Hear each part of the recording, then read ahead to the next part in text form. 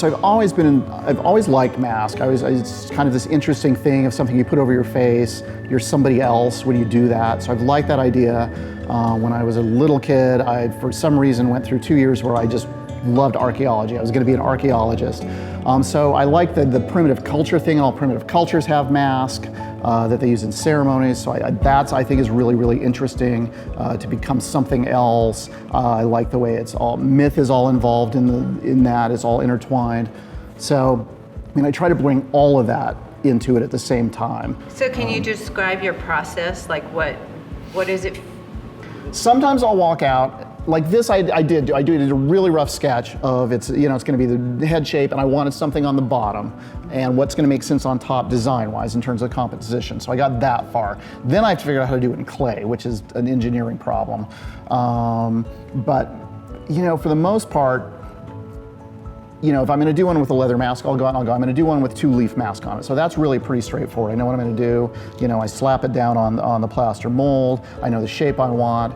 I've got a ton of just different texturing things. So then it's just looking at it. It's a design problem at that point. So this, it actually ties in a little bit to what you were asking about, kind of different things to do with a mask. And this was one of them, thinking, what can I do to add to it to kind of give it a little more size, really, in a way. And I got to use a lot more found objects.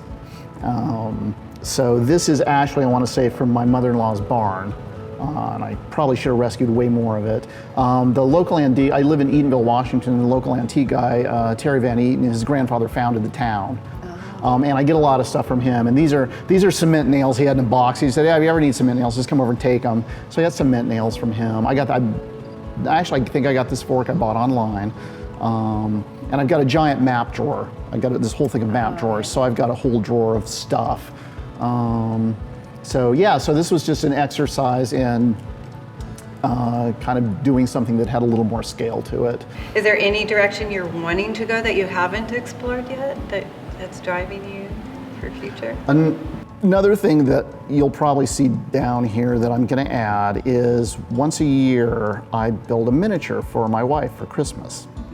And I've done a greenhouse, and I've done a robot repair shop, and I've done a museum. Like a whole little town. Like a whole little thing in miniature, and I want to figure out a way to incorporate that in here. And so I thought at this point is you're going to get something like this that's going to have a miniature on top of it. Oh, wow. Because I like doing those, but I have to bridge the step between and they're already more interesting than dollhouse miniatures, but I have to bridge the step between it's just a miniature of something and it's art. When I first came to Art Spirit, I was doing more little figurative stuff. That was years ago. My wife and I were publishing a little tiny art magazine, and we were in Coeur d'Alene for a family reunion and came down here and discovered this gallery. I just thought it was a great gallery.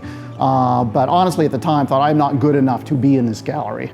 And then about 3 years ago, I went, maybe I'm good enough, and emailed and said, so what's your submission policy? And they said, hey, just send us some JPEGs. So I did that. They said, hey, these are great. What are your prices? Which surprised me, and so gave them to them, and I've been shipping masks down here ever since.